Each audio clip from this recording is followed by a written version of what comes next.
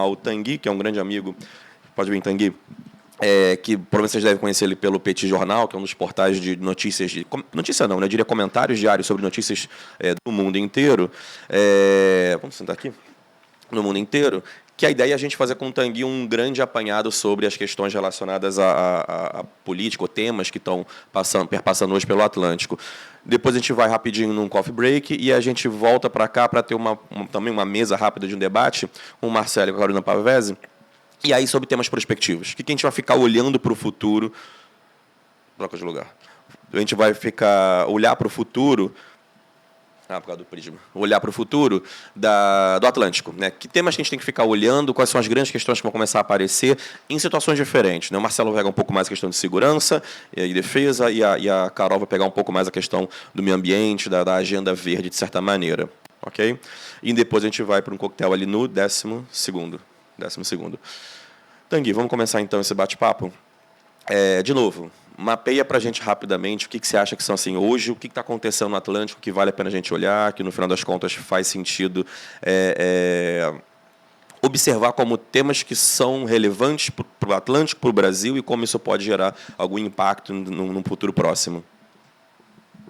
Bom, primeiro, boa tarde a todos. Obrigado pelo convite. Prazer estar aqui. Enfim, para falar sobre temas de atualidade, particularmente para falar sobre o Atlântico. E, Leonardo, eu acho que o principal ponto quando a gente fala sobre o Atlântico hoje, eu vou pegar carona no que você falou agora há pouquinho, é uma certa preocupação com relação à necessidade de voltar a ganhar relevância. A sensação que eu tenho é que ao longo dos últimos anos, né, acho que da última década talvez, o Atlântico veio perdendo importância de forma muito acelerada. É sempre curioso, né, pensar que quando você começa a fazer uma avaliação sobre o Atlântico, a gente tem que falar sobre a China. Né? Isso mostra muito bem como é que a China se torna um polo de atração de interesse, de dinheiro, de poder. Então, e aí eu fico sempre lembrando daquele livro do Parag Khanna, né, que foi um livro que enfim, acabou circulando bastante, né, The Future is Asian, que mostra exatamente que todo mundo está esperando que a Ásia seja o futuro, cá entre nós, eu também, né? Mas me parece que a Ásia é exatamente o grande atrativo, né? A China como um país que consegue envolver elementos ao seu redor, países que acabam se asianizando, né? Esse é um termo que o Parag Khanna também usa. Isso acaba tirando, portanto, a importância relativa do Atlântico. Né? O Atlântico ele acaba ficando, de uma certa maneira, meio escanteado e não é uma posição com a qual a gente esteja acostumado. O Atlântico é o centro da história global, sei lá, desde que o Mediterrâneo deixou de ser. A gente está falando aí sobre o século XV, século XV, XVI. Desde então, o Atlântico sempre teve uma posição muito, muito central. E aí a gente vai ter os Estados Unidos, como o Léo falou, os Estados Unidos fazendo o pivô para a Ásia-Pacífico. Então já começa a olhar mais para lá. A gente vai ter um Brasil ao longo dos últimos anos, meio que sumindo da política externa, é um país claramente atlântico. A gente vai ter uma costa africana que, durante determinado momento, chegou a ter uma certa intenção de se aproximar mais do Brasil, começa a ser mais atraído pela Ásia. A gente tem uma Europa perdendo relevância relativa. Então, o desafio nesse momento, eu acho que esse talvez seja o grande ponto, é ver se essa volta de uma certa importância do Atlântico ela se consolida, ou se ela é apenas um momento passageiro. Nesse momento, as condições materiais não estão a favor do Atlântico. O Atlântico ele tem dificuldades sérias de se posicionar como uma região de fato relevante, de fato forte. Quando a gente pensa nos grandes pontos de tensão no mundo, a gente vai falar sobre o Oriente Médio, e aí é uma questão talvez muito mais mediterrânea, Golfo. Né? O Léo falou sobre a aproximação entre Irã e Arábia Saudita feita pela China. Pô, o Atlântico sumiu aí, não tem Atlântico aí. A gente fala sobre leste europeu, também não tem Atlântico. Tá? Então, a grande dificuldade do Atlântico nesse momento é exatamente voltar a buscar essa relevância e, aí eu vou puxar a brasa para a nossa sardinha, o Brasil tem uma participação importante nisso, muito importante. O fato do Brasil se consolidar e se afirmar o tempo todo como país atlântico, como país que é capaz de dar relevância para essa região, é algo que tem que ser valorizado, tem que ser incentivado, e aí se envolve a relação, por exemplo, do Brasil com o continente africano, a relação do Brasil com os próprios europeus. Né? Então, o Brasil tem um papel nisso tudo, assim como o México tem, assim como a Argentina tem. São todos países que podem dar um novo impulso para essa volta de um ganho de importância para o Atlântico. O meu ponto apenas é Isso não é uma marca fatal. O Atlântico perdeu relevância ao longo das últimas décadas, mas isso está longe de ser algo fatal. Isso pode ser recuperado. Mas, para ser recuperado, tem que ser recuperado, né? Tem que haver ações nesse sentido. Mas aí, Tanguy, então, engraçado quando a gente pensa em discutir Atlântico, essa é não uma crítica, mas é um comentário que eu faço geralmente com os nossos parceiros da rede. Quando a gente pensa no Atlântico e nessa perda de importância do Atlântico, na realidade é porque todo mundo começou a olhar para o outro lado, né? E quando a gente pensa no resgate do Atlântico, não é o Brasil, o Uruguai, enfim, está resgatando o Atlântico. É que, basicamente, algum conjunto de países, eu estou falando basicamente do Ocidente geopolítico, né? A América do Norte e Europa, que está resgatando por um objetivo deles. Eles têm um problema a resolver, então quem é que eu vou ver aqui para me ajudar a organizar? E é como eu coloquei no início, reforçou na sequência. Como nós, países aqui, basicamente, eu estou falando da costa africana, né, do Atlântico, a costa atlântica da África e, basicamente, a América Latina, se posiciona, né? Quer dizer, eu organizei lá na minha vida passada, eu estava no Centro Brasileiro de Relações Internacionais, né? Enfim, e lá eu acabei participei da organização de 2 forças-tarefa Brasil e Estados Unidos, que a gente tinha um foco lá muito grande em entendimento da relação do Brasil com os Estados Unidos, e a nossa era sempre na força-tarefa trazer X pesquisadores americanos, X pesquisadores brasileiros, colocar tudo na mesma sala e sair de lá só com boas ideias em relação a um conjunto de temas. E uma pergunta que a gente se fazia muito, geralmente, quando a gente estava começando a organizar essa força-tarefa, quando a gente saía dela, era... O Brasil tem... Isso era tipo 2012, 13, 14, por aí.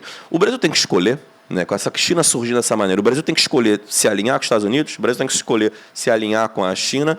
E aí a pergunta que eu acabava fazendo para o pessoal é: o Brasil consegue escolher, no final das contas? Ele fica um pouco a reboque dessa coisa toda. Então a pergunta, na realidade, é: a América Latina ela consegue escolher se ela vai ser levada a reboque dessa nova atlantização, se ela que ela vai gerar? E se não, se ela consegue ter algum grau de agência, que pautas a gente deveria buscar, tentar fazer com que fosse mais importante? Aí, naturalmente, não só a gente, especialmente no contexto do Atlântico, mas pode ser até mais expandido. Tem uma série de elementos aí, né? O primeiro deles é que, eu acho que pelo contrário, o Brasil, particularmente, tem que não escolher.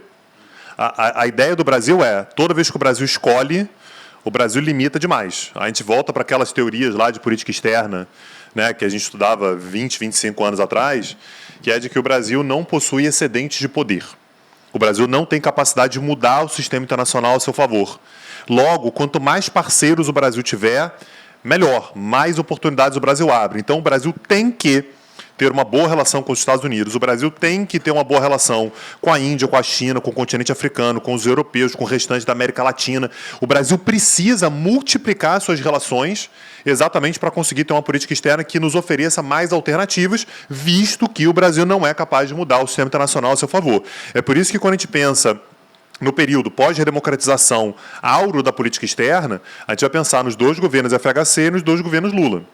A gente pode ter críticas a um momento, ao outro e tal, mas foram os momentos nos quais o Brasil não teve grandes pudores de falar assim: olha, eu quero me aproximar dos Estados Unidos, ao mesmo tempo que a América Latina é interessante para mim, a China também é legal, eu gosto da Índia e eu vou dialogar com todo mundo. O Oriente Médio, por que não falar com o Oriente Médio? A primeira visita de um presidente brasileiro ao Oriente Médio foi em 2003.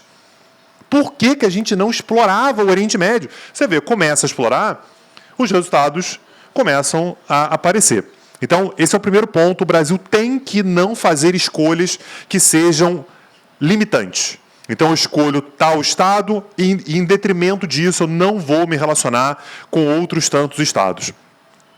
E, do ponto de vista brasileiro, um elemento que é absolutamente estratégico nessa busca pela não escolha, ou seja, quando eu digo não escolha, não é no sentido do Brasil ser apenas conduzido, tá? Eu estou dizendo no sentido de o Brasil não fazer uma escolha que limite e exclua outras possibilidades. É o tamanho da importância que o Brasil tem que dar à América Latina. A América Latina é importante demais para o Brasil porque é uma credencial brasileira. Em qualquer lugar onde o Brasil chega para o Brasil negociar, um argumento fortíssimo que o Brasil tem é: eu represento a América Latina. Se o Brasil tem uma relação deficiente com os latino-americanos, e no momento em que o Brasil fala que representa a América Latina, outros países da América Latina dizem: olha, a mim não me representa, o Brasil perde força. O Brasil talvez seja o único país capaz de gerar algum tipo de unidade na América Latina. Na verdade, eu vou colocar aí o Brasil e o México, né? O México também é um país que tem uma certa capacidade de aglutinação. Se você junta Brasil e México, a América Latina ela meio que vem junto. Você vai ter exceções, vai ter um que não vai gostar, vai ter outro que vai criticar, mas, de uma forma geral, o Brasil e México são capazes de gerar uma certa aglutinação de países latino-americanos. E, nesse sentido, a gente está falando em América Latina. E a América Latina é um baita pilar do sul global.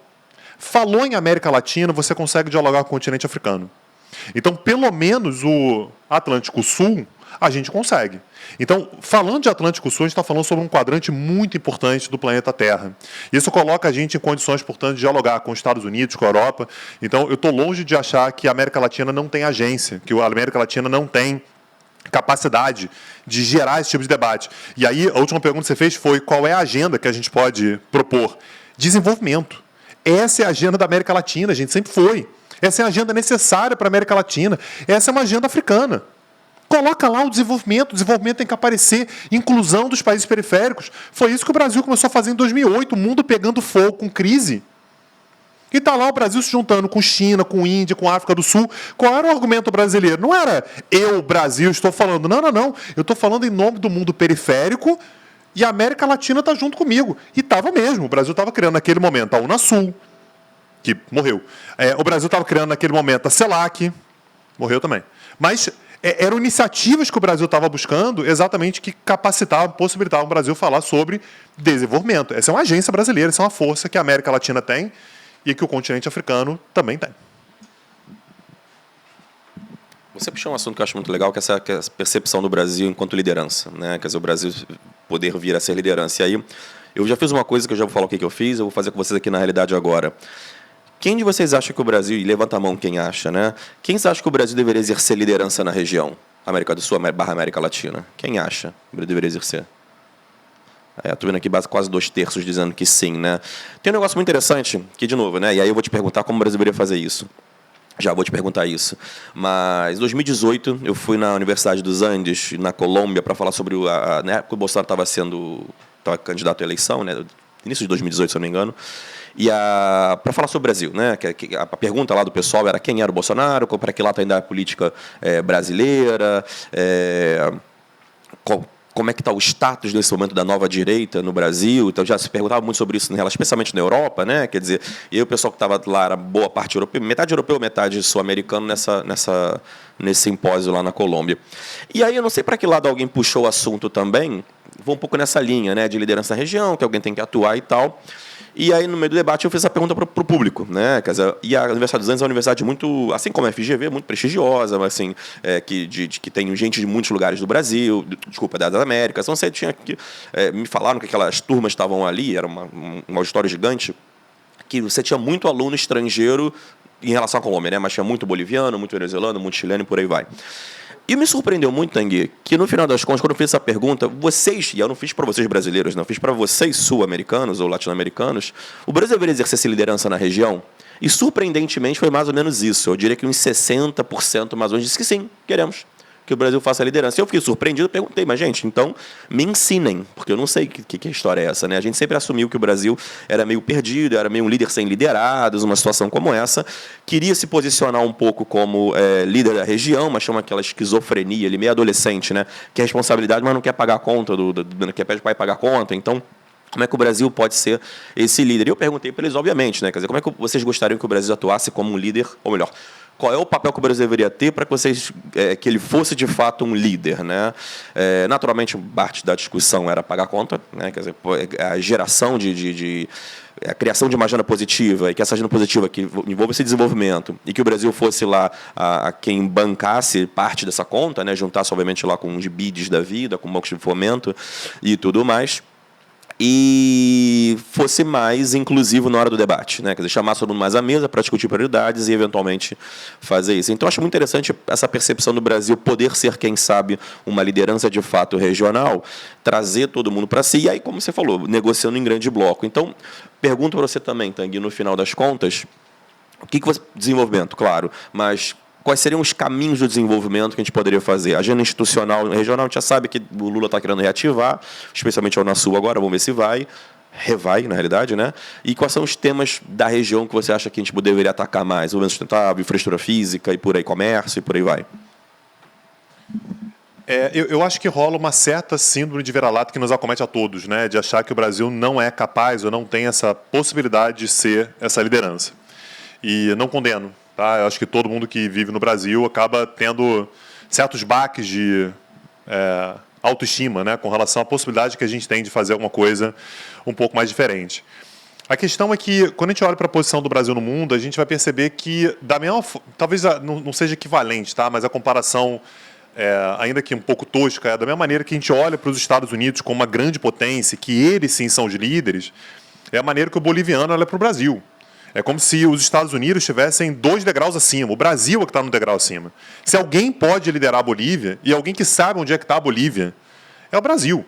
Onde é que está a Bolívia? Se perguntar em Washington onde é que está a Bolívia, ele vai te apontar o Chile, ele vai te apontar Comores, sei lá onde é que ele vai apontar. Quem sabe onde a Bolívia está, onde a Colômbia está, quem é capaz de lidar com isso de forma mais cotidiana, de forma mais diuturna, é o Brasil. Então o Brasil tem uma posição de liderança importante. Como é que o Brasil pode exercer essa posição de liderança? Olha só, Léo. Ano 2000, governo FHC. Primeira cúpula da América do Sul, Brasília. 2004, primeira cúpula da Casa. A Casa nunca nem existiu, mas fizemos cúpula porque a gente está na América Latina, só a gente entende isso aqui, tá? Uma vez eu fui tentar explicar isso aqui para um europeu, mas como é que teve primeira cúpula da Casa se não existia Casa? A gente é assim, tá? Primeira cúpula da Casa, Brasília. 2008, primeira cúpula da Anasul, Brasília. A gente, agora, né, relançamento da Casa, da Anasul, Brasília mais uma vez. O Brasil ele tem essa capacidade de ser o país que aglutina. Vamos fazer uma primeira cúpula da Casa que vai acontecer em Bogotá? Não sei. É botar uma responsabilidade grande demais na Colômbia. Eu não sei se é a Colômbia que eu gostaria de valorizar. Agora, vai ser no Brasil? Pô, no Brasil, eu acho que vale. E aí, o ponto é pagar a conta. O Brasil não é um país capaz de pagar a conta, porque assim como o restante da América Latina, o Brasil pode ser um país com uma economia em condições um pouco melhores, né, estruturalmente, mas o Brasil não é um país capaz de pagar a conta. O Brasil não é os Estados Unidos da OTAN. E nem vai ser, não é essa a possibilidade. Agora, o fato do Brasil ser um país capaz de aglutinar, o fato do Brasil ser um país capaz de vamos fazer uma cúpula em Brasília, e todo mundo comparecer, e todo mundo achar que aqui é um espaço importante, que dá para acontecer, já é uma contribuição importante.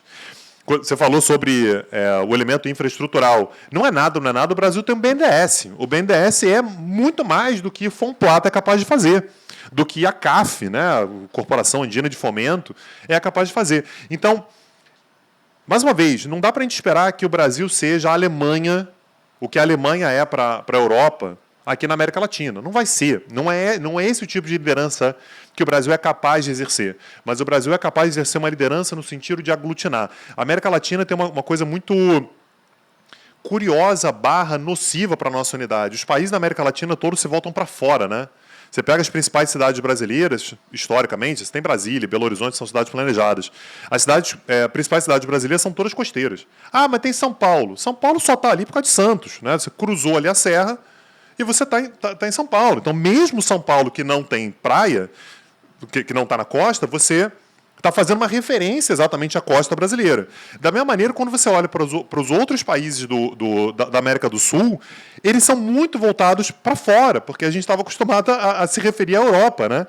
Então, a ideia de você ter uma lógica de interiorização por meio de infraestrutura, e que o Brasil é capaz de minimamente ser um país que vai organizar, até por ser 70% do território, então, grande parte das obras vão acabar passando pelo Brasil, já é um serviço que o Brasil é capaz de exercer e que nenhum outro país da região é capaz de fazer, nem o México. O Brasil tem fronteira com 9 países sul-americanos. 9! 9 países sul-americanos. Você vai comparar a posição brasileira, talvez seja batida em termos de quantidade de fronteira por Rússia e China. Rússia e China, aí sim, capaz de terem fronteira com mais. A Rússia, certamente, a China tem que olhar. O Brasil é um dos países que tem mais fronteiras. O Brasil passa pela região inteira. O Brasil vai desde o sul até a Amazônia. Inacreditável a posição do Brasil. Então, se o Brasil é capaz de fazê-lo, o Brasil é capaz de permitir, ao menos, que a América do Sul se insira no plano internacional. Se alguém é capaz de fazer isso, é o Brasil. Agora, qual o problema? Continuidade. O problema na América do Sul, na América Latina, na verdade, é continuidade. Mudou o governo, já não quero mais a iniciativa que tinha sido criada antes. Falta, aí fazendo uma comparação com a Europa, uma espécie de União Europeia. Entrou governo de direita, entrou governo de esquerda, entrou governo liberal, entrou governo social-democrata, o projeto se mantém. realidade, você falou dessa sequência de visitas às instituições, uma coisa que sempre me chamou muita atenção foi que a primeira vez que todos os presidentes sul-americanos se encontraram de fato para poder... 2000, em Brasília, para lançar a IRSA, né? Quer dizer, que é a iniciativa de infraestrutura. Então é muito louco a nossa região. Só nos anos 2000, primeira vez todo mundo se juntou, não no meio da OEA, que vocês tinham se juntado, no meio de outras instituições, mas se juntaram para falar, não, vamos pensar aqui na América do Sul, do ponto de vista político, né? É muito recente. Só que no ponto interessante de continuidade, eu vou mudar um pouco a lógica do assunto e entrar então um pouco no problema da continuidade. Não só continuidade no sentido... de novo, e aí é o que eu costumo também dizer, na minha opinião, né? O Brasil tem uma dificuldade muito grande de ter, na classe política e na classe econômica, nas elites políticas e elites econômicas do país, tem uma dificuldade muito grande de ter clareza em relação ao consenso, né? O que eu quero ser quando crescer, basicamente. A gente quer ser parceiro dos Estados Unidos, parceiro da Rússia, ou da China, a gente é uma potência agrária, a gente é uma potência industrial, a gente não tem consenso quase em relação a nada, na minha opinião, na política no Brasil, para além do fato da nossa democracia ser meio problemática em relação a grandes eventos, a grandes projetos de longo prazo. Mas a pergunta para você agora, na realidade, vai um pouco diferente, porque como vocês também lá no Petit Jornal cobrem quase todos os dias, na realidade, né, mas quase todos os dias passam pela política na região, e se tem um problema de consenso intra-país, você vai ter um problema mais grave de consenso, na realidade, interpaíses da América do Sul, de maneira geral. Que muita gente discute, né? A maré rosa ou não vai dificultar a capacidade. A Unasul morre por causa disso, de certa maneira, né? Uma onda de direita vem e meio que bloqueia as indicações dos diretores e, por consequência, você não consegue mais ter pessoas tocando a agenda da Unasul. Para que lado você acha que está indo esse negócio? Né? A gente vai conseguir agora, de repente, começar a criar uma instituição mais institucionalizada, mais isolada disso tudo? Enfim, como é que a Argentina, vocês que cobrem bastante, especialmente lá com o Daniel, a situação da Argentina, que é sempre muito dramática, né? Mas agora... A direita está vindo com força lá com o Milei, enfim, o Petro está forte. Como é que você acha a configuração política da região e quanto essa configuração política, esquerda, direita, conservador, progressista, como você queira pintar, vai ajudar ou vai piorar a situação da integração institucional? Léo, a gente está vivendo um momento meio inédito, né? Então, assim, não dá nem para a gente olhar para o passado, a gente não tem como fazer essa análise olhando pelo retrovisor. E é inédita pelo fato de que quando a gente pega a história da América Latina, por exemplo, ao longo do século XX, a gente vai encontrar a América Latina praticamente toda andando mais ou menos junta. Então, se a gente for pensar, por exemplo, nas democracias falhas que a gente tinha ali na década de 30, né? Tinha alguns que eram ditatoriais, outros uma democracia meio esquisita, um negócio meio oligárquico, né? Então a gente tem Era Vargas no Brasil, a gente tem, né, modelos um pouco diferentes, a gente vai ter a ascensão dos militares na Argentina, né? Tanto é que vai gerar o Perón na década de 40.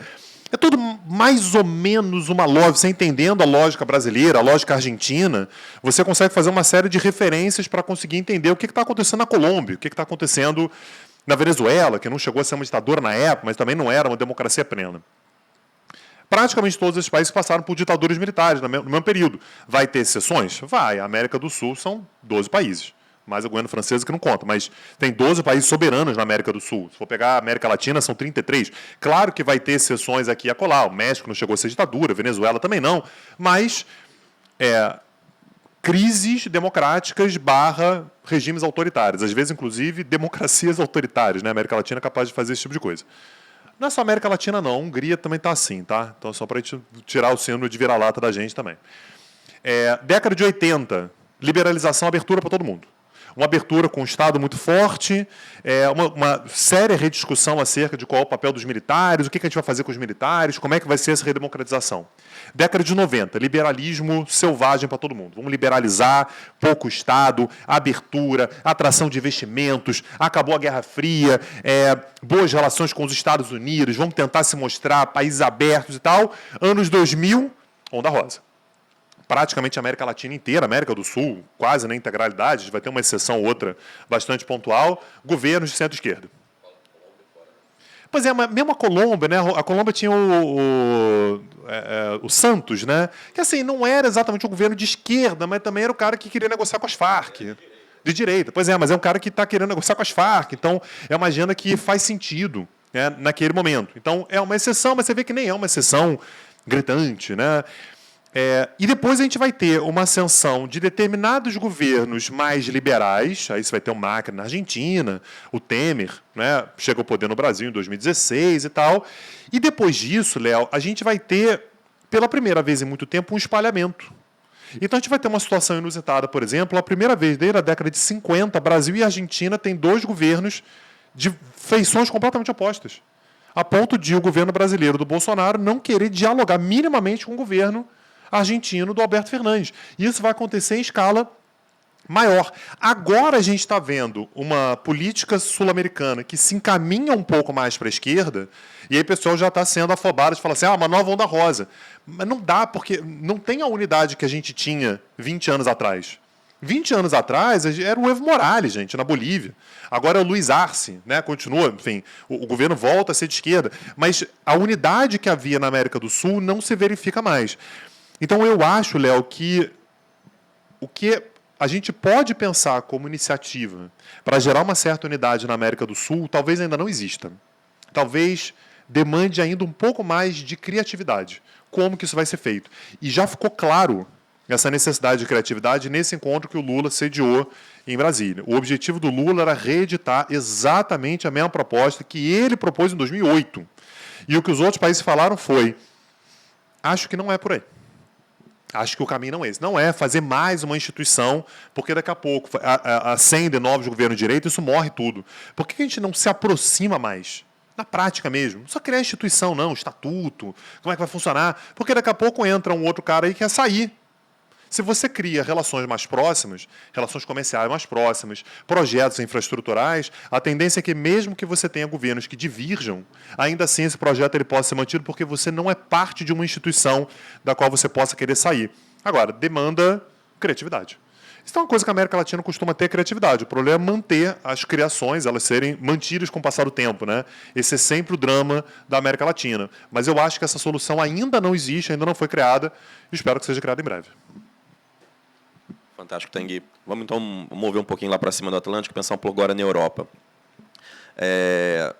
O quanto você acha que São duas perguntas mais ou menos que relacionam, não parecem, mas elas devem ser relacionadas, que é o quanto você acha que o impacto da guerra da Ucrânia está jogando a Europa mais de volta para o Atlântico, no sentido de você vinha com o Trump, né, naquela grande preocupação de que a gente precisa se tornar mais independente, tornar melhor ainda, autossuficiente, especialmente do ponto de vista de defesa, um pouco comercial, em relação aos Estados Unidos. O Trump já não era mais confiável, então como é que você sabe quem virá depois do Trump, quem virá depois de quem vem depois do Trump, né, se isso vai ser seguro ou não.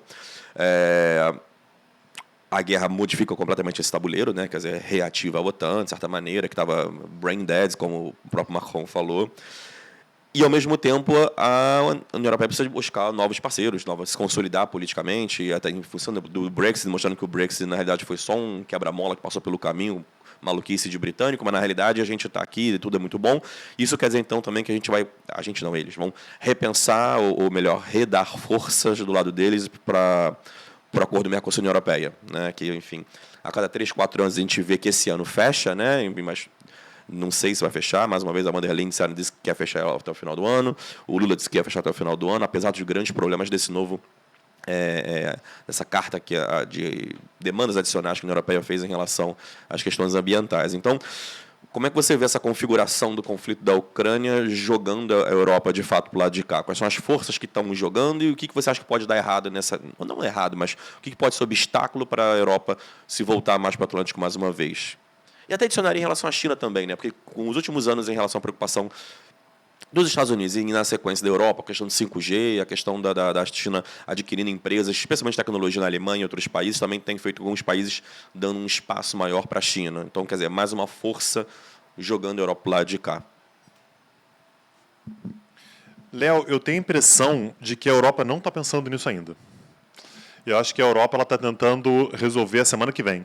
Antes de pensar em como que ela vai se inserir globalmente, se a Europa é mais atlântica, se ela é mais Europa Central, se ela vai olhar mais para a Ásia, se o Oriente Médio... Eu acho que a Europa não está conseguindo pensar nisso. A Europa tem 2 desafios muito severos nesse momento, né? O primeiro deles é a guerra em si.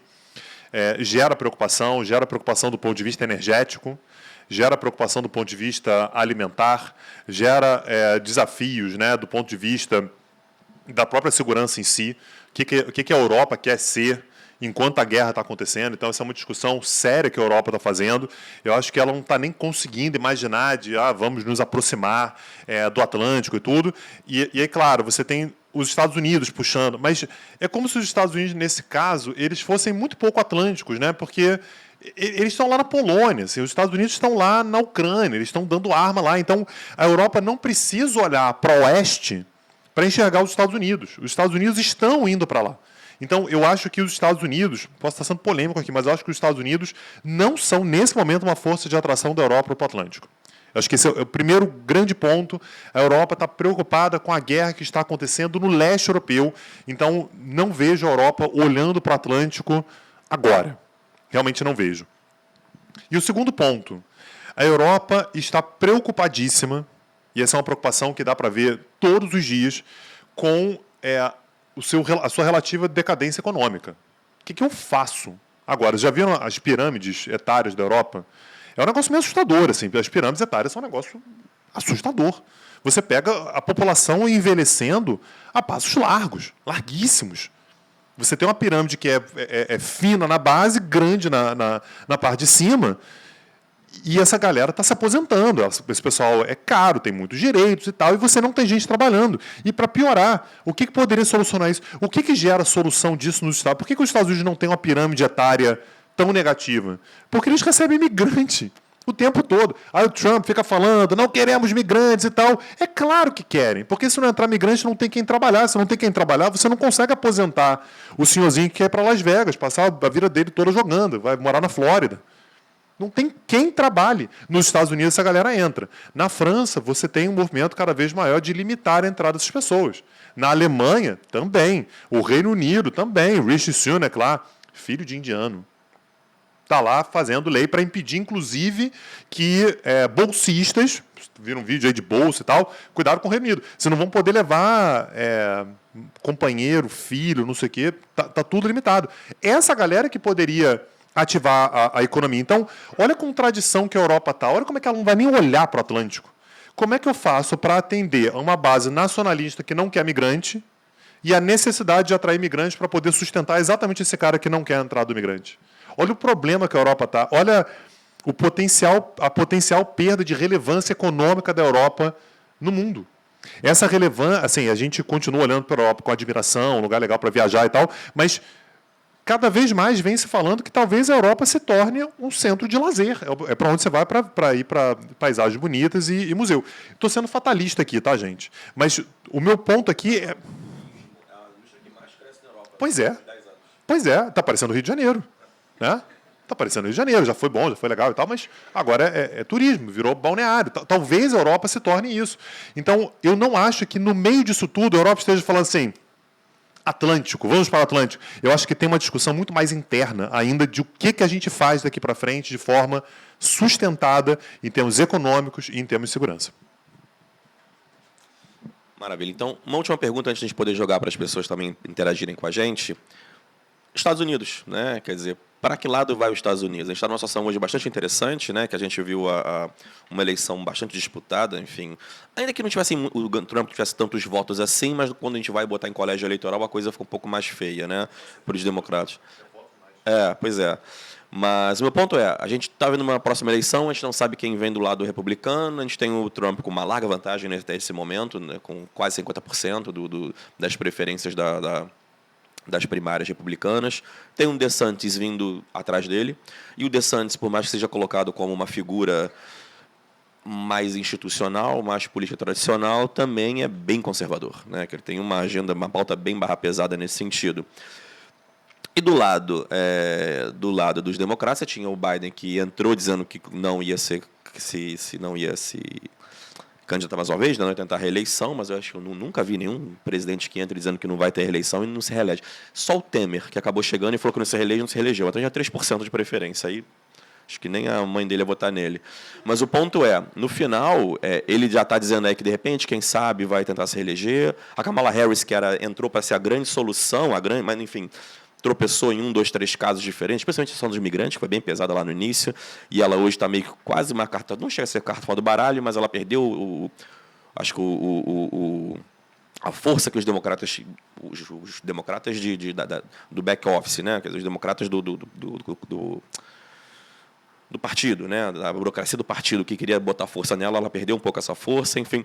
Como é que você acha que a configuração política americana está sendo montada para daqui a 2 anos, quando você vai ter a eleição, e como isso pode impactar na presença americana, não tanto quanto a guerra, bom, a guerra também, né, porque se Trump entra, a guerra muda completamente de figura, mas em relação à relação que você vai ter com a América Latina, se vai voltar a ser mais importante, como de certa maneira o Biden tem tentado, não é igual ao Obama, mas é mais do que o Trump, obviamente, dando relevância em relação à Europa e por aí vai. Quer dizer, como é que estão os ventos da política norte-americana? Até porque o Biden, de certa maneira, ele promete uma série de coisas e não vinga, né? Quer dizer, parte da pauta dele, muito curiosamente, questão de imigrantes, questão de relação com a China, é próxima do que o Trump fez. Ele não articulou a questão da política de imigrantes, manteve boa parte lá, ele não desfez completamente a guerra comercial com a China, ele deixou lá um monte de medida ainda para tentar caducar de outras maneiras, enfim. Como é que você acha que estão os ventos da política norte-americana nesse momento e como isso está se configurando para a eleição? Aí depois da sua fala a gente abre para quem quiser interagir com a gente aqui. O Trump disse que vai resolver a guerra em 48 horas, né? Chegar em 48 horas, ele resolve a guerra. Promessa dele. Acaba, é verdade. E ele é parça do Putin, né? Então, rapidinho, ele dá um jeito nisso. Os Estados Unidos, eles estão vivendo uma crise de posicionamento. O que eu quero, né? Para onde que eu vou agora. Então, só para a gente pegar uma breve cronologia, a gente vai encontrar os Estados Unidos como potência unipolar na década de 90. Não tem mais ninguém. Os Estados Unidos são o grande sustentáculo do mundo, é uma posição que, aliás, eles abraçam de muito bom grado. Era até uma dúvida na época, né? Será que os Estados Unidos vão voltar para o seu isolamento tradicionalíssimo, né? No formato lá século XIX, início do século XX? Ou será que eles vão abraçar essa posição de superpotência? E eles abraçaram, de fato, tentaram ser os grandes sustentáculos da política internacional, né, do multilateralismo, está ali presente, de forma controversa, mas presente. E a crise financeira de 2008 ela é uma virada importantíssima, porque a crise de 2008 ela se origina nos Estados Unidos. Os Estados Unidos vão sofrer muito com a crise, a Europa vai sofrer muito com a crise, originada nos Estados Unidos também, e a China não. A China, na verdade, vai crescer muito com a crise financeira. No momento que a crise financeira eclode e leva os Estados Unidos para o buraco, a China se mostra numa posição muito forte, reservas cambiais gigantescas. A China tem 2 PIBs brasileiros em reservas cambiais. Um negócio inacreditável, assim, o tamanho das reservas dos caras, capacidade de investimento, tecnologia, capacidade de inserção. Você falou nisso, os Estados Unidos eram o maior parceiro comercial de 80% do mundo. Hoje é a China. A China está nessa posição aí, não sei qual é a proporção, mas talvez certamente mais 70%. Inclusive do Brasil, inclusive dos próprios Estados Unidos, inclusive dos países europeus. Então, a Índia se fortalecendo muito também, o Brasil naquele momento, enfim, depois deu tudo errado, mas o Brasil naquele momento se fortalecendo muito também. E isso levou os Estados Unidos a uma mudança de posição, que não quero mais brincar. Não gostei. Assim, eu era a superpotência. E agora eu estou vendo que essa estrutura que eu criei está beneficiando muito mais a China do que a mim mesmo. Logo, eu não quero mais ser o país que vai sustentar o multilateralismo. Eleição do Trump, e o Trump começa um processo de recessão dessa posição de liderança. Não é uma posição inédita para os Estados Unidos. O Nixon já tinha feito isso, o Reagan ensaiou mais ou menos isso. No momento que a situação começa a ficar um pouco mais custosa, os Estados Unidos tendem a querer dar um passo atrás e largar essa posição de liderança. Só que quando eles largam essa posição de liderança, talvez a expectativa no momento que eu deixo a posição de liderança, o mundo vai virar o caos, e no momento que eu volto mais forte.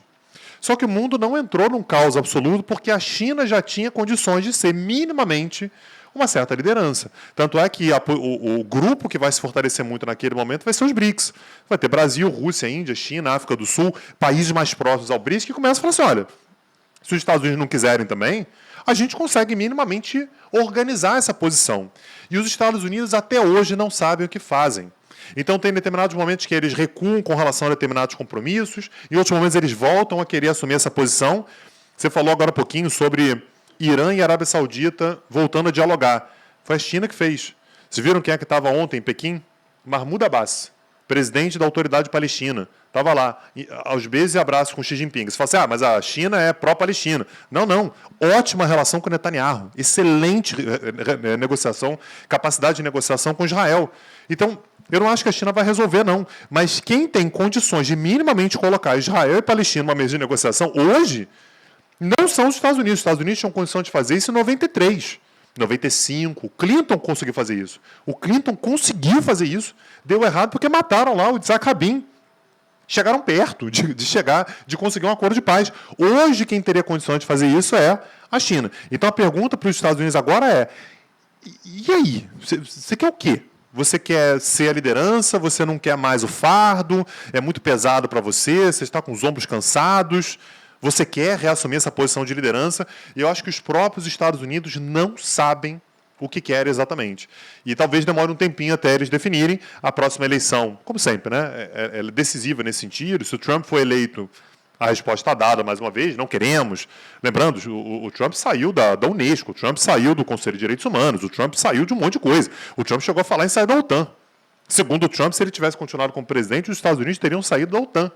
E aí teve uma fala do Rick Cooper, muito interessante lá na conferência sobre segurança do Forte. E o que ele falou, acho que ele estava querendo irritar os europeus que estavam na mesa. Deu para ver que ele estava querendo dar uma cutucada. E o que ele falou foi, se o Trump for eleito, voltar a ser presidente, vocês, europeus, têm uma situação muito mais difícil que a nossa. A gente está aqui no Brasil, a gente está isolado mesmo, ninguém lembra da gente, não. Vocês não, vocês estão lá do ladinho da Rússia. Vocês estão do lado do Oriente Médio. O que vocês vão fazer sem os Estados Unidos? Porque, nesse momento, a dúvida é o que os Estados Unidos querem da vida deles e eles não sabem até agora. A fala do Rico é boa, especialmente pelo que você acabou de falar. Dado que a Europa está numa situação na qual como é que eu pago a conta de amanhã, como é que eu resolvo a minha decadência de um Estados Unidos fazendo um phase-out cada vez maior, é muito difícil para eles. Eu prometi que ia fazer a pergunta, passar para vocês, mas eu menti. Tem mais uma pergunta que você chamou a minha atenção, que eu não era bem atlântico, mas eu acho que é relevante, que é um tema do dia também, né? Especialmente também porque a gente viu, e vocês colocaram lá também no podcast, que é em relação aos BRICS. De novo, o BRICS acho que é um bicho muito interessante, porque quando ele surge, né, quer dizer, meio que assim, é óbvio que esse monte de país aí grande, revisionista, né, quer dizer, acha que as coisas do mundo não são tão boas quanto não atendem eles, especialmente para criticar na época, né, o FMI, o Banco Mundial, que dava baixo poder de voto. Eu lembro que na época o Brasil reclamava que ele era uma economia maior do que a Bélgica, e a Bélgica tinha mais poder de voto do que o Brasil. Como é que pode um negócio desse? O Brasil se tornando credor do FMI rapidinho com Lula. Então, como é que o Brasil também não tinha maior poder de voto? Enfim, um pouco nesse contexto, o Brasil acaba se juntando com os outros do BRICS, né? E vira esse bloco muito curioso, que tem dificuldade, no primeiro momento, de ter uma pauta, uma agenda, ou melhor dizendo, ter consenso em torno de uma agenda que vá para além da reforma das instituições multilaterais, financeiras multilaterais. E o que eu acho mais interessante disso tudo, que, de novo, né, um pouco nessa minha vida passada do SEBRE, no SEBRE recebia muita gente de fora do país. Especialmente em 2012 e 2013, o mundo inteiro queria saber do Brasil, o que estava acontecendo, o Brasil estava explodindo. Era a época da capa da Economist que tinha o Cristo foguete, né, não caindo, mas subindo. Ia ser pré-Copa, pré-Olimpíada, pré-tudo naquele momento. E, obviamente, a gente recebia delegação de tudo quanto é lugar do mundo, assim, uma verdade, desde Malta, China, Europa e tal. E toda vez que vinha um europeu, e americano também, a pergunta era sempre a mesma. Por que o Brasil está no BRICS? O que o Brasil ganha com esse troço? Qual é a vantagem do Brasil ficar perto de países tão problemáticos do ponto de vista de direitos humanos, países autoritários? Você não pertence a esse grupo, sabe? É perdido aí nessa coisa toda. Qual é a agenda que vocês têm em conjunto com eles? Estão reclamando de não estar só do FMI? Não, mas vocês estão entrando já no FMI, olha só. Então, assim, vocês estão perdidos. Esse grupo é irrelevante, ele não vai mudar nada e tudo mais. De fato, o BRICS deu uma queda muito grande nos últimos anos, né? Quer dizer, com a decadência, não decadência, mas a queda do crescimento econômico da maior parte dos países, com exceção da China, que ela só cresceu menos, mas continuou crescendo, com a complicação na Rússia. A Índia também não foi tão mal assim, mas a África do Sul e o Brasil certamente passaram por crises pesadas econômicas e políticas, e, obviamente, por pouco interesse, aí, especialmente no caso do Brasil, né? Desde a Dilma até o Bolsonaro, em termos de primeiro, menos interesse em questões internacionais com a Dilma Temer, depois retração em função de proximidade com a China, com função do Bolsonaro. O BRICS está lá meio perdido, né? Está lá meio na geladeira, especialmente o Brasil, mas quase para todo mundo. Só que o BRICS agora volta, né? Mais uma vez, a China se reorganizando, a Rússia querendo achar uma nova plataforma para poder se apoiar da que está sendo isolada, e o Brasil com Lula está querendo, obviamente, né? Quer dizer, reeditar mais uma vez um espaço que ele tinha, um locus de interlocução importante no mundo. E volta, obviamente, né? Eu volto a ouvir meus colegas europeus, especialmente, olha só o BRICS, que coisa maluca, vocês estão nesse negócio de novo, não faz o menor sentido. A Rússia está lá em guerra, é contra direitos humanos, olha só os chineses lá matando os iugues lá no oeste da China e tudo mais. O BRICS não tem sentido, não vai mudar nada e tal. Mas o mais curioso, o mais interessante, que eu acho que assim, é divertido a gente falar, e eu gostaria da sua interpretação em relação a essa trajetória do BRICS e potencial, é que é um grupo irrelevante que tem mais candidato à entrada que eu conheço. Né? Quer dizer, você tem, na realidade, a Argentina, Irã e a Arábia Saudita ao mesmo tempo, tem a Argentina, tem Colômbia, tem um monte de gente querendo entrar dentro dos BRICS, fazer parte desse bloco. E aí é legal, que aí eu não tinha visto a notícia, mas eu vi através de vocês lá, que até o próprio Macron, né? Quer dizer, membro do G7, membro da OTAN, Ocidente, geopolítica, tudo mais, desenvolvido, também quer visitar agora a reunião dos BRICS, pediu, como vocês colocam, né, pediu um convite para participar da reunião dos BRICS agora na África do Sul, o que, para mim, é um grande atestado de relevância desse negócio. Então, o que você acha dessa trajetória do BRICS e um pouco do futuro próximo dele? Eu sempre acho engraçado essa crítica, né, que faz. Os BRICS não vão dar em nada, vocês têm que estar perto da gente, Estados Unidos, Europa. Mas aí, se a gente não estiver nos BRICS, ninguém convida a gente também.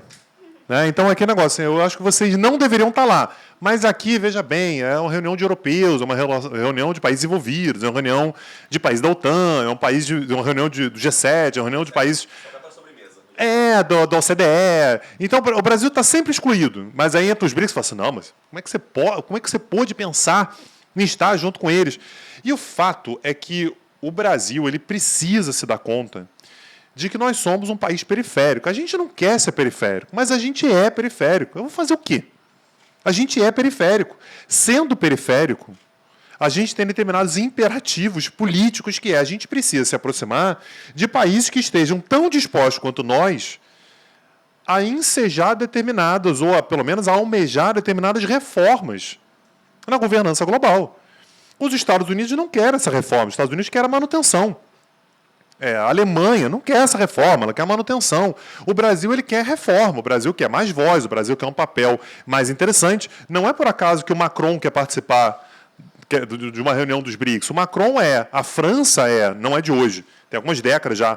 A França é o país que, dos países do G7, mais tem uma posição de, eventualmente, algum tipo de reforma pode ser legal. É o número 2 da Europa, não é nenhuma grande potência do ponto de vista da OTAN, e tal. Então, para a França, você dá uma bagunçada aí, de repente, eu melhoro a minha posição. Não, há uma Itália também. A Itália, se bagunçar muito, ela sai.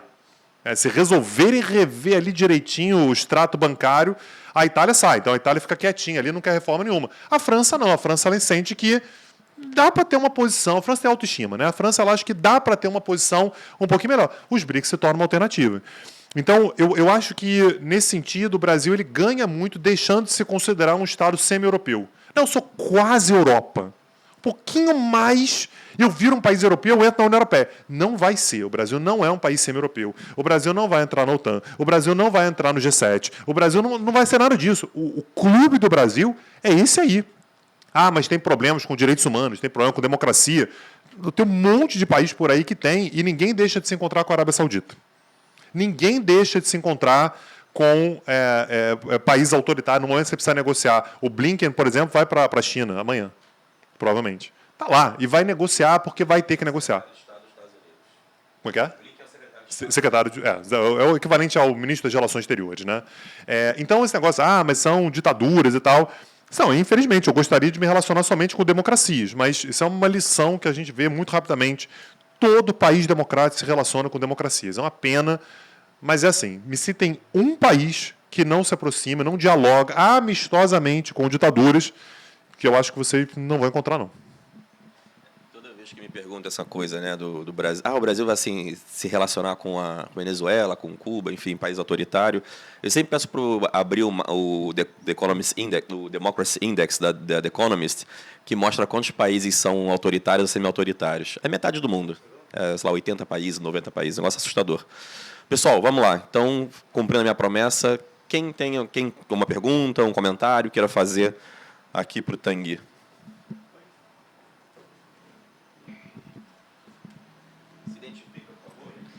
Boa tarde, pessoal. Sou Tomás Guimarães.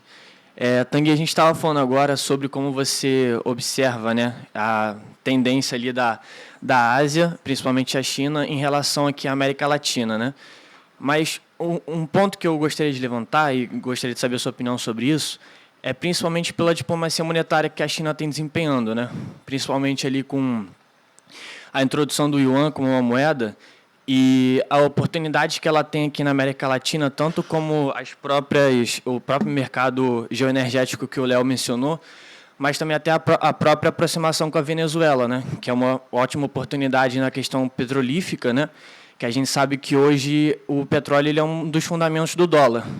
Então, talvez uma aproximação maior com a América Latina possa trazer mais força para o yuan e, consequentemente, trazer mais importância para a região.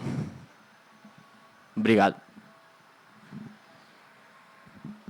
Então, a China é um país que tem uma política externa muito curiosa, porque ela é profundamente pragmática.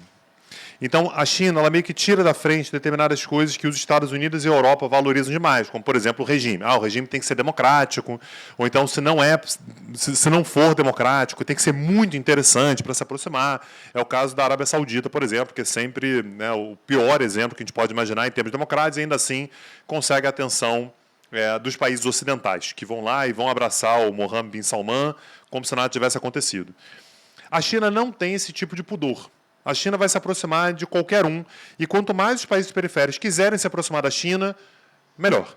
A China tem muita capacidade de investimento, e aí você pensa, né, se você investir na Europa ou se você investir na América Latina, onde é que você consegue a margem de retorno maior? Certamente na América Latina.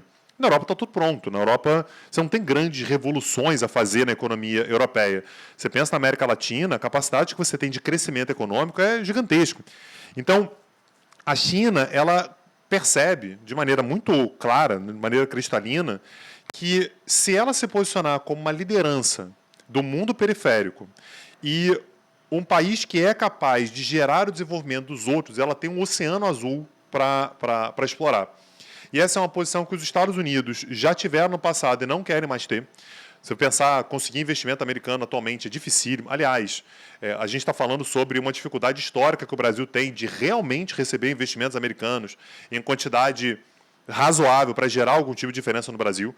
A gente está na Fundação Getúlio Vargas, né? O próprio Getúlio tentou muito e não conseguiu. Dutra tentou muito e não conseguiu. Até o Castelo Branco, né? Um governo alinhado e tal, teve dificuldade. Recebeu, mas recebeu foi muito pouco. A China não tem esse tipo de problema. Inclusive, a China ela fala assim, eu vou te emprestar. Se você não pagar, não tem problema. A gente renegocia e eu te empresto mais. E aí, se você não pagar de novo? A gente renegocia e eu te empresto mais ainda. Sabe, Crefisa? É isso. É a maneira que a China tem de conseguir fidelizar. Então, a China não tem esse tipo de tem que investir na Venezuela. Investe na Venezuela. Os caras têm 3 trilhões de dólares em reservas. 3 trilhões. Não tem como investir isso tudo. E não é 3 trilhões, mas veja bem, tem que dar uma segurada, porque pode diminuir. Está aumentando todo ano. A China tem superávit comercial com todo mundo, menos com o Brasil. Com o Brasil, a China tem déficit. Mas o normal da China é ser superavitário com todo mundo.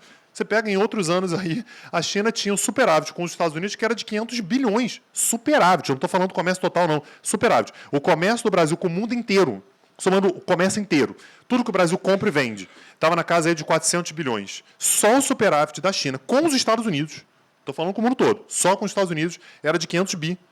Você imagina o tamanho da reserva que esses caras têm? Quanto mais investir, melhor. E se não pagar, aí paciência, a gente renegocia e você se torna ainda mais dependente de mim.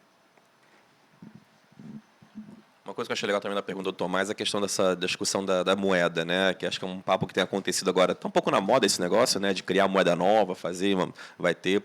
E que eu achei interessante que é uma grande desinformação em relação a boa parte da maneira como as pessoas atendem esse tema, né? Quer dizer, seja no BRICS, seja Brasil, Argentina, Mercosul, seja qualquer outro papo desse, se imagina que a criação de uma nova moeda vai ser criar um euro do Mercosul, um euro do BRICS. Não é o caso, né? Quer dizer, a ideia eles estão criando, de maneira geral, é criar uma moeda de referência, criar um Bitcoin. É tipo criar uma moeda que, além do que a gente tem hoje, para poder fazer a troca e desdolarizar o milho, deixar de ser dependente do dólar. Né? Quer dizer, imagina a Argentina hoje, que maravilha, não precisa ser dependente do dólar.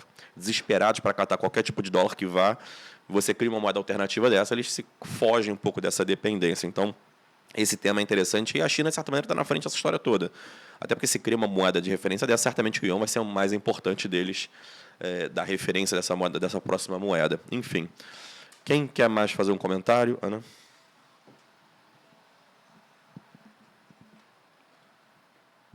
Bom, boa tarde, eu sou a Ana, sou do IBMEC, sou de Relações Internacionais. E eu tenho, talvez seja um pouco ingênua a minha pergunta, porque eu fui na conferência do Forte também esse ano. A gente está falando muito de reindustrialização do Brasil, a gente está falando muito de energia renovável e... a gente está falando...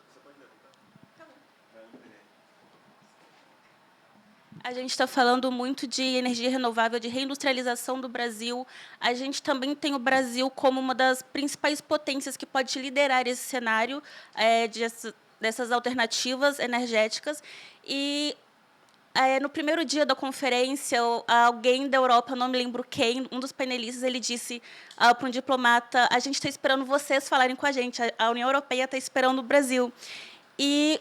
considerando que a Alemanha é uma das principais investidoras nessa tecnologia, o que falta para o Brasil parar de olhar um pouco para a Venezuela, parar de olhar um pouco para, não sei, para a China, de repente, e olhar mais para quem pode investir em tecnologia e ajudar o país a se reindustrializar mais rápido? Então, Ana, às vezes a gente tem uma certa impressão de que fazer a transição energética é apenas uma questão de decisão. Então, é só parar de usar o petróleo. Para de usar o petróleo, passa a usar alguma outra fonte energética. E a transição energética é um negócio muito difícil, porque não tem nenhuma outra energia que seja rapidamente pronta para utilizar.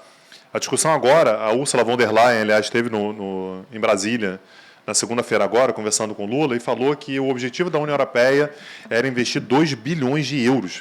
2 bilhões de euros é muito dinheiro. Para explorar hidrogênio verde no Brasil. Mesmo o hidrogênio não é algo garantido como uma fonte que substitua o petróleo, porque o hidrogênio, por mais que seja mais verde, para você poder usar o hidrogênio, você gasta muita energia. E aí, às vezes, você tem algumas posições que são meio estapafúrdias, né? Então, você precisar de petróleo para poder gerar energia, para poder extrair o hidrogênio verde, que é mais ecológico, mas você usou o petróleo lá na base. A mesma coisa acontece quando a gente fala sobre a Alemanha. Mas a Alemanha está muito avançada com a questão energética e tal, porque vai abolir os automóveis de combustão interna. Então, os automóveis, a partir de sei lá quando, vão ser todos elétricos. Da onde vem a eletricidade para o cara poder carregar o carro dele? Do petróleo que foi buscado em algum lugar, você pega aquele petróleo, transforma em eletricidade, e o alemão, muito feliz, com a consciência limpíssima, vai lá e liga na tomada o seu carro, que está usando petróleo em algum outro lugar. E aí não polui na Alemanha, é verdade, mas em algum lugar está poluindo. Até outro dia poluía na Rússia. A Rússia estava felicíssima com isso. Atualmente não mais. Mas essa transição, ela é uma transição muito demorada. Não tem uma solução dada até agora. A gente fala assim, mas a energia é eólica. Depois eu desafio vocês a dar uma olhada na matriz elétrica, né, da onde vem a eletricidade. O Brasil é uma das lideranças mundiais quando você fala em energia eólica. O Brasil tem fazendas e mais fazendas. Existe um impacto ambiental e a quantidade de eletricidade que você gera é muito pequena. A energia nuclear é uma alternativa. Mas ela é perigosa. A gente está disposto a voltar para a era nuclear? Não sei se todo mundo está confortável com isso. O que mais que a gente pode fazer? Como é que a gente supera o petróleo? Então, às vezes a gente fica nessa, mas de repente parar de comprar petróleo venezuelano, o Brasil tem que superar o petróleo. Superar o petróleo pode significar a paralisação, estagnação da economia brasileira, o que impede até mesmo a transição. Então, a gente tem, de fato, um trade-off muito sério assim, a ser tomado, e não dá para a gente imaginar que essa solução ela seja finalizada nos próximos 5 anos. Eu quero uma solução energética nos próximos 5 anos. Não vai ter. Nos próximos 20, talvez, nos próximos 50 anos, talvez a gente tenha uma alternativa. Até agora, não tem nenhuma alternativa que seja capaz de superar o petróleo. O petróleo gera muita energia, apesar de ser muito poluente. As alternativas elas estão sendo construídas ainda. Ela gera muita energia, é um custo aceitável, né? E o que é interessante, pega, e assim, acho que é uma parte que é botar um silver lining, né, no que o Tanguy colocou. Pega o arco de eficiência das tecnologias que são ainda intermitentes, né, como a solar, como a energética, como a solar, como a eólica, como a biomassa e tal. Você pega há 20, 30, dos anos 2000, vamos lá, né, 20 e poucos anos atrás, era caríssimo, era inconcebível esse troço, né? E, inclusive, na realidade, quando você pensa isso nos anos 90, quando a gente era garoto, a gente jogava bola assim, com 5 aninhos cada um, você, na realidade, olhava para o petróleo como vai acabar o petróleo no mundo. E hoje não é mais uma questão, porque sabe que vai ter essa conversão, né? Porque você teve a eficiência energética, o custo que você tem na placa solar, o custo que você tem do aerogerador, diminuiu dramaticamente e você melhorou a eficiência deles em termos de geração de energia, só que aí tem outros problemas. Tem a bateria, né? Quer dizer, a bateria começa a travar que você não consegue conservar muita energia. E aí tem esse problema, como é que você consegue atacar todas essas áreas e você tem dificuldade de fazer isso a médio prazo. Um dos casos interessantes em relação à América do Sul nesse momento do hidrogênio verde, se vingar, se der certo, que parece que está num caminho bom, é que nós temos uma capacidade muito boa na América do Sul, especialmente do ponto de vista de hydropower, né, de fonte hidráulica, de geração de energia. O que torna o Brasil, o que torna a Colômbia, o que torna alguns países uma possível megapotência energética para hidrogênio verde, caso vingue, e hidrogênio verde só vai começar a ser produzido daqui a 2, 3 anos. Então é uma coisa que a gente está olhando realmente num longo prazo. Não tem como não olhar para a Venezuela e não olhar para ninguém que produz petróleo nesse momento ainda. Não tem como, porque é isso que financia, de fato, essa conversão. Então, esse é um negócio bem interessante. E para discutir esse tema ainda, que não vou falar sobre isso agora, mas acho que para ficar um pouco no radar de vocês, discutir transição energética e pensando no meio ambiente, que acho que como o Tanguy falou, é muito legal. O cara vai lá e liga o carro elétrico dele, salvei 3 árvores, o meio ambiente, agora tem menos CO2 por minha causa. Você tem realmente o problema de como você faz isso, né? Do impacto ambiental, de como você gera essa energia. E tem um outro impacto ambiental pesadíssimo que a gente está falando muito pouco, começando a falar agora, que é a questão de mineração. A quantidade de minério que você precisa, aí tem os cobaltos, cobres e lítios da vida, que você precisa para poder gerar as baterias, gerar o equipamento eletrificado, né? É um negócio assustador. E a América do Sul, por acaso, está bem localizada nesse sentido. Bem localizada. As minas estão bem localizadas aqui, né? A gente vai ganhar dinheiro com isso, mas vai ter um impacto ambiental bem pesado na parte da mineração. É outro tema que vale a pena ficar de olho quando a gente discute transição energética. Vamos lá, a gente vai dar mais umas 2 perguntinhas. Quem gostaria de falar alguma coisa? Ali?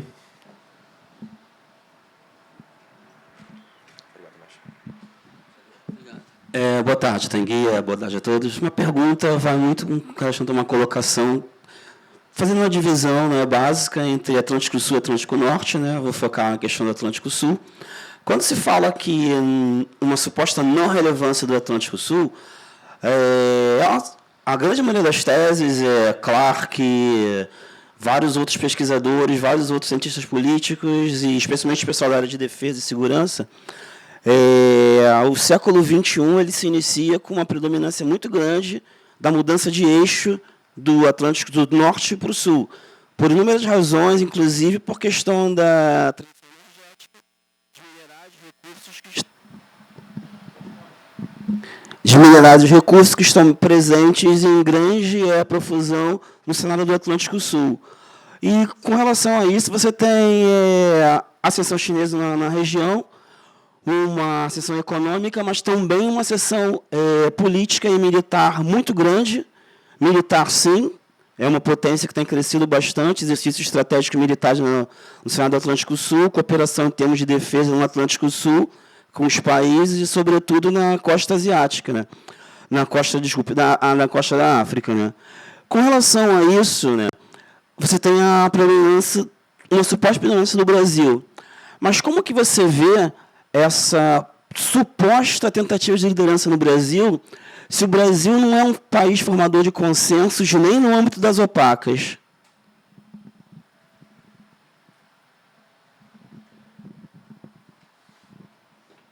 Então, se eu bem entendi a pergunta, é como é que o Brasil pode lidar com essa crescente influência da China aqui na região. E eu acho que a oportunidade que o Brasil encontra com a presença chinesa é exatamente que o Brasil é capaz de acessar a China. O Brasil tem acesso à China. E a gente estava fazendo uma discussão agora há pouco sobre os BRICS, e os BRICS são uma via de acesso brasileiro à China. A gente, de fato, consegue dialogar com a China. A gente tem a boa vontade de ouvir a China. O Brasil, ao longo dos últimos 4 anos, não, porque havia claramente uma resistência com relação aos chineses, mas houve, de fato, ao longo dos últimos 20 anos, talvez até mais, né? O Jiang Zemin, presidente da China, veio para o Brasil em 93, né? Então está completando agora 30 anos. Ao longo dos últimos 30 anos, a gente teve ótimos momentos de construção, de diálogo, de consenso, de iniciativas conjuntas com a China. Então, na medida em que a China influencia mais, o Brasil ele deve, essa é uma expectativa, não se intimidar. E, na verdade, lidar com a presença chinesa. A China é uma potência consolidada. A gente continua vendo a China é uma potência ascendente, porque tem o PIB per capita baixo. Né? Mas o fato é que a China já é uma potência consolidada. É uma vantagem que o Brasil tem de não se intimidar e de embarcar no diálogo com os chineses. Então, esse é um ponto positivo para o Brasil. Mais alguém, gente? Fazer um comentário, uma pergunta? Felipe?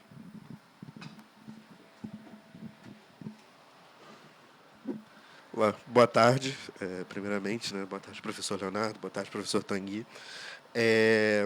A minha pergunta é mais relacionada à questão do Atlântico Norte, né, que vocês mencionaram mais cedo. Por várias questões, né, da Europa não prestar atenção tanto no Atlântico, não ter uma visão mais pro leste dela, mas também teria que se considerar as questões materiais, né, que estão postas em prática. Porque, diferente de como foi a Primeira e a Segunda Guerra Mundial, o Atlântico, hoje em dia, ele não é contestado. Né? A OTAN tem uma hegemonia quase que total no Atlântico Norte e um pouco no Atlântico Sul. Né? Os Estados Unidos, a todo momento, têm suas esquadras prontas para atuar na nossa região. Isso não seria mais um fator que faria, né, para a Europa olhar mais para o leste, até porque se uma possível invasão russa acontecesse, a União Europeia, ali que seria o foco das tensões, né, o foco dos conflitos, já que a Rússia não tem não é uma potência naval hoje em dia que possa fazer frente à OTAN e principalmente no Atlântico Norte. Né? Muito obrigado.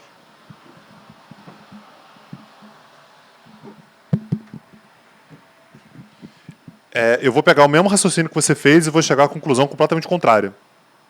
Mas o fato é que, exatamente pelo fato de que a OTAN tem o Atlântico basicamente resolvido, a Europa não tem nenhum motivo para se preocupar com essa região aqui.